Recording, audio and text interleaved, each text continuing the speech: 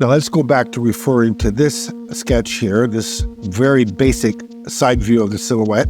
What we're going to do is add a few cut lines to it, a few section lines to it, to make it slightly more readable, and then we're going to finesse it.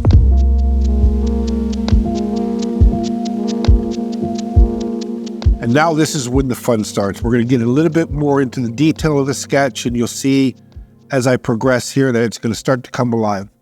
When we talked about the A-pillar, the pillar that is at the front of the door, and the B-pillar, which is somewhere around the middle of the vehicle, separates the front door from the rear door, we then have the C-pillar, the C-pillar being the last pillar usually on a sedan. So those three pillars, again, give you a lot of character to the car. And obviously their placement is an issue. So where do we place the A-pillar?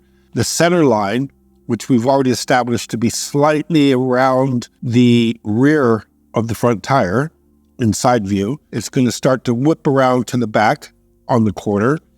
So that means obviously it's going to be slightly behind and probably slightly a little bit stiffer in angle relative to the center line of the windscreen.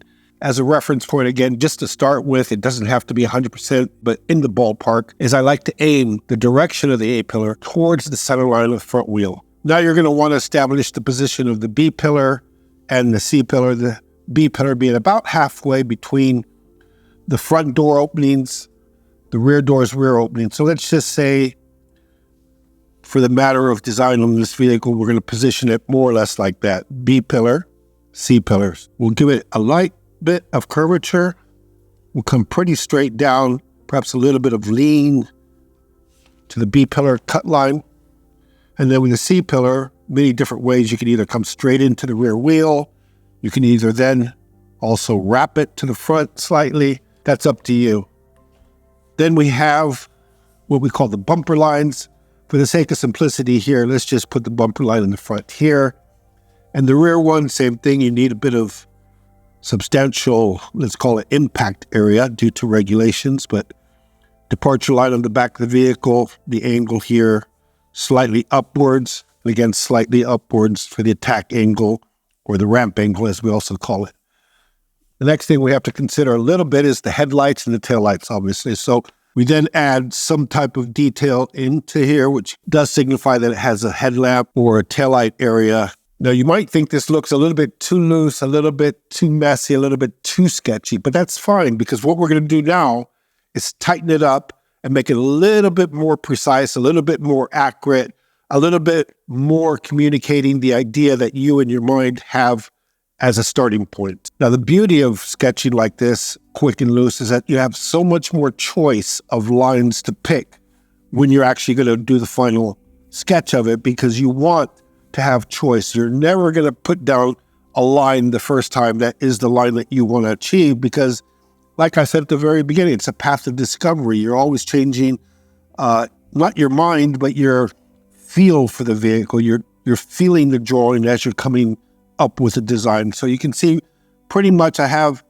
let's call it, I wouldn't call it a carbon copy, but something that replicates the feeling of the previous sketch that I did. Now, what I want to do is come in with a little bit more freedom. I have sort of the same feel, I guess, of the original sketch, but now I'm going to put a little bit more concentration into the sketch, really start to think out, do I want this here? Do I want to shift it? Do I want to accent it? Do I want to kill it? It's all up to me at this stage right now to finesse it in the way that I want to. Now, as I go through this development process of sketching the car, you're going to see that I'm going to be thinking, probably drawing still fairly quickly, fairly fluidly, but as I go through this, the drawing is going to get a little bit darker because I know now I have more confidence that what I'm doing is something relatively close to the idea of what I originally in my mind saw and want to interpret in a final readable sketch. Now, as you can see, some lines are darker, some lines are lighter, but it will come out when I'm finished as a more obvious reason why I'm doing it. Obviously, the lines that are getting darker are lines that will have shadows attached to them, will be on the lower side where they're not really receiving a lot of light. the lines that are on the top that are getting hit with the sunlight or with skylight are naturally going to be a bit lighter. So there's going to be a feel to the sketch that reflects or actually shows or demonstrates the amount of light hitting that area.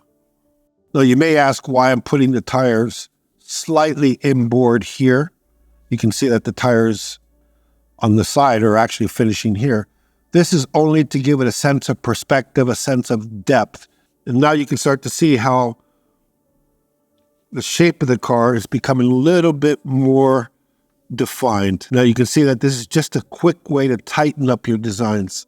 Staying fairly loose. I'm not using any guides, any templates.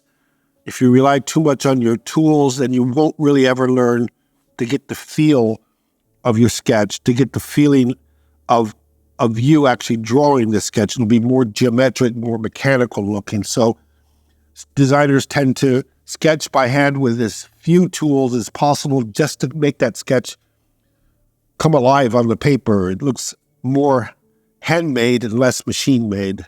In this area, it will be slightly darker because it's much more in shadow. Then the actual shadow itself will help to give that drawing, that sketch, a little bit more realism, a little bit more credibility, as we say. Now, the intention isn't to fully render this, but just to give you the impression of how much more tighter and descriptive a sketch can become with just the use of a few lines and a very minor amount of detail. Another thing I like to do in this phase here is just to give you the idea that it does have wheels on it, and round wheels like that with a flat disc doesn't really help to read the drawing. The kind of wheels you do doesn't really matter. I typically prefer a 5-spoke wheel because it's quick. I've sketched them so many times that I know pretty much the degrees of separation of the spokes. So it's very easy just to quickly represent a 5-spoke wheel. But basically, it starts to give you a feeling of a real wheel instead of just a flat, single-planed wheel cover.